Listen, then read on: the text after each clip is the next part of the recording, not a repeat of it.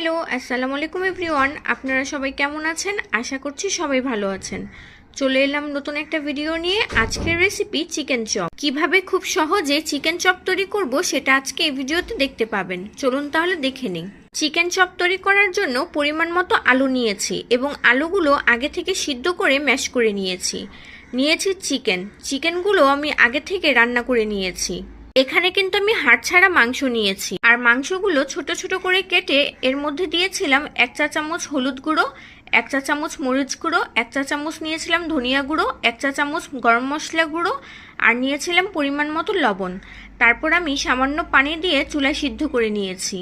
এরপর এখানে নিয়েছি পেঁয়াজ পাতা, পেঁয়াজ কুচি এবং ধনে পাতা কুচি, আর নিয়েছি শুকনা মরিচ এবং কাঁচা মরিচ। আর এগুলো কিন্তু আমি পরিমাণ মতো নিয়েছি। এখন এর মধ্যে দিয়ে দিব পরিমাণ মতো লবণ। এখন সবগুলো মরিচ একসাথে ভালো করে ডলে নিব। আর ঝালটা যে যেমন খেতে পছন্দ করেন ঠিক সেই পরিমাণে কাঁচা মরিচ এবং শুকনা মরিচ দিবেন।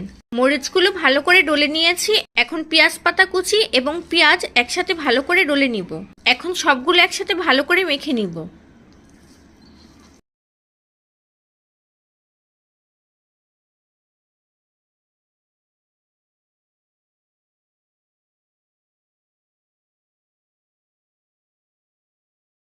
এখন এর মধ্যে দিয়ে দিব 1 টেবিল চামচ পরিমাণ সরিষার তেল।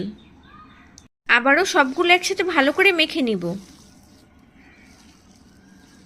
সবগুলো একসাথে ভালো করে মেখে নিয়েছি। এখন নিজের পছন্দ মতো চপ তৈরি করে নিব।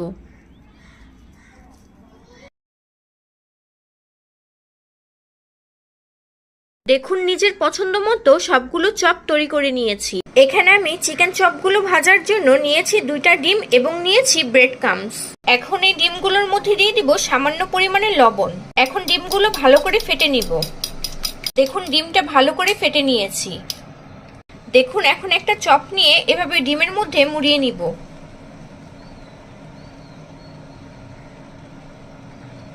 এখন ব্রেড ক্রাম্বসে মুড়িয়ে নিতে হবে।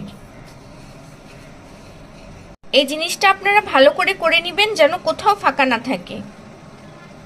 একইভাবে সবগুলো চপ করে নিচ্ছি। দেখুন, চপগুলো ব্রেড ক্রাম্বস দিয়ে মুড়িয়ে নিয়েছি। এখন আপনারা চাইলে এটাকে 1 মাস পর্যন্ত ডিপ ফ্রিজে সংরক্ষণ করে রাখতে পারেন। যখন মন যাবে তখন বের করে গরম তেলে ভেজে খেতে পারবেন। এখন আমি চপগুলো 1 ঘন্টার জন্য ডিপ ফ্রিজে রাখবো।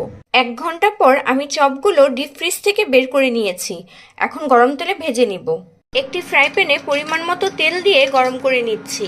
তেল গরম হয়ে গেছে, এখন চপগুলো ভেজে নিব।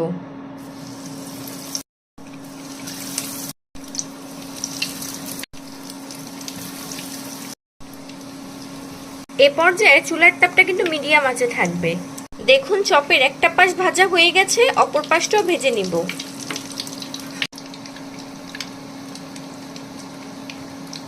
চপগুলো ভাজা হয়ে গেছে, এখন তুলে নিব।